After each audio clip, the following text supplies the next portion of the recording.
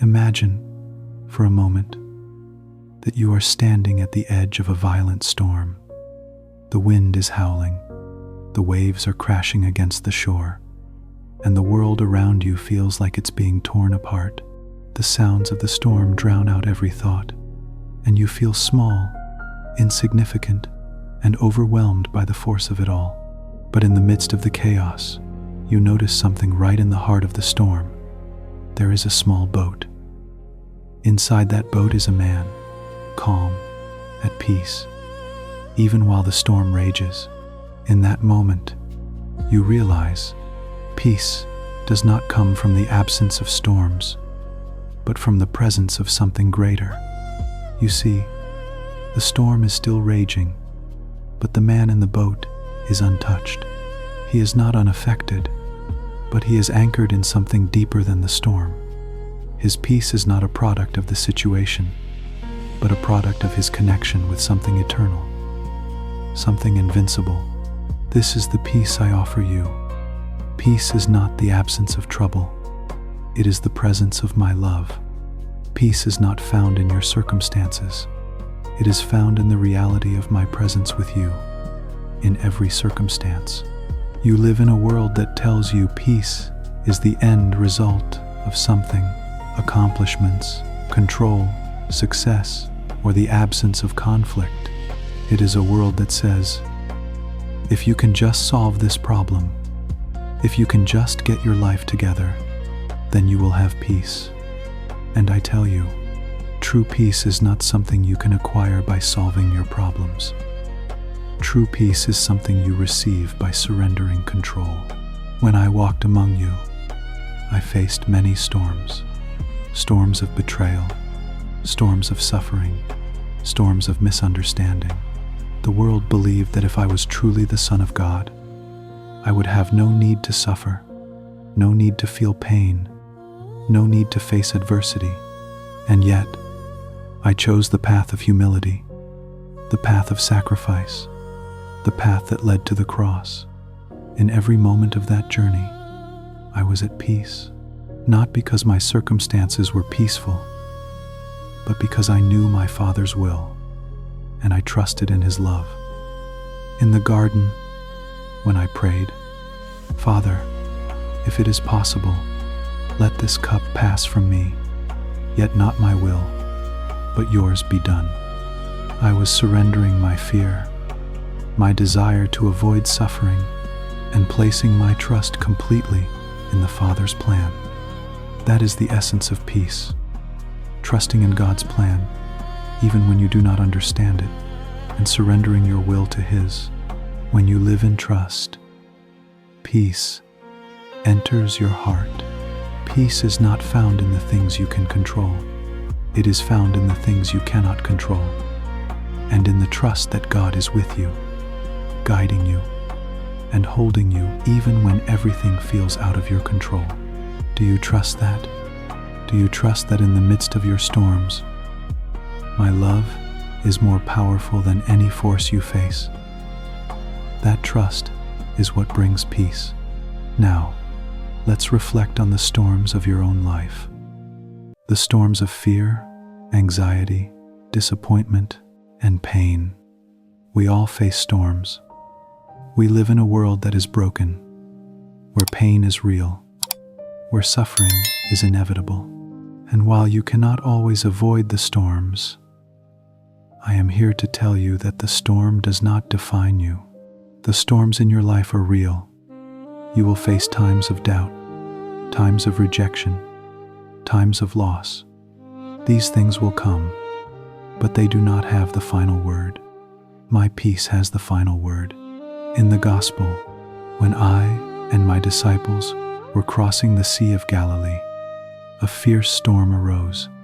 The disciples, frightened for their lives, woke me up, crying, "Lord, save us." I stood up, rebuked the wind and the waves, and said, "Peace, be still." Immediately, the storm ceased, and the disciples marveled, "Who is this that even the winds and the waves obey him?" But let me ask you, did the storm cease because I was at peace? Or was I at peace because I knew the storm would not last forever? The storm did not define me. I was anchored in the peace of my Father's presence, knowing that nothing in this world could take away that peace. I wasn't unaffected by the storm. I still felt the wind, the water, the fear of my disciples. But I knew that I was never alone, and that the storm was only temporary. I was grounded in a deeper truth, and that truth is what brought peace. So, how do you face your storms? How do you find peace when the winds are howling, when the waves seem too high to overcome? You find peace not by making the storm go away, but by resting in the fact that I am with you in the boat. Your peace does not depend on the absence of difficulty. It depends on the presence of God in your life. Let's take a moment to explore why it's so hard to experience peace in our daily lives. I see how you strive, how you work, how you worry. You carry the weight of the world on your shoulders, trying to control everything, trying to make everything perfect. But I tell you, peace is not something you can control. You cannot control the future. You cannot control the actions of others. You cannot control the circumstances of your life. And yet, how often do you try? How often do you worry about things you cannot change? How often do you let your anxiety dictate your thoughts, your actions, and your relationships? True peace comes when you let go of control. When you try to control everything, you are living in the illusion that you can manage it all. You are living as if you can dictate the course of your life, as if your success or failure depends entirely on you. But I say to you, you are not the author of your story. You are a character in my story, and I am the author. When you stop trying to control the outcome, when you surrender your need to manage every detail, you make room for peace. Peace comes when you trust that I will guide you, that I will show you the way, and that you are safe in my hands. Even when things seem uncertain, I know it's hard. You have been taught that you must fight for everything in life. You have been told that you must work harder, try harder, be stronger. But I say to you, peace does not come from striving. Peace comes from resting. Rest in me. Trust in me. Let me take the weight of the world off your shoulders. So, how do you find this peace? How do you begin to live a life that is not ruled by anxiety, by fear, by the need to control? First, I ask you to surrender. Surrender your need to be in control. Surrender your desire for things to always go your way. Surrender your fear, your worry, your doubts. Surrender the illusion of control and trust in the love that is greater than your fears. When you surrender, you make room for peace to enter. You make room for my love to fill you up, for my grace to heal the broken places in your heart. Second, I invite you to trust. Trust that I am with you in the storm. Trust that I am not absent from your struggles, from your pain, from your heartache. I see you, I know you, and I will never leave you. Trust that my peace will carry you through the hardest moments of your life. And third, I ask you to be present. So often, you are distracted. So often, your mind races from one thing to the next, caught in the worries of tomorrow, the regrets of yesterday. But peace is found in the present moment. It is found in the simple, quiet awareness that, right now, you are loved. Right now, you are held. Right now, you are enough. When you are present, you can breathe. You can stop striving. You can remember that in this moment, you are safe, you are loved, and you are exactly where you need to be.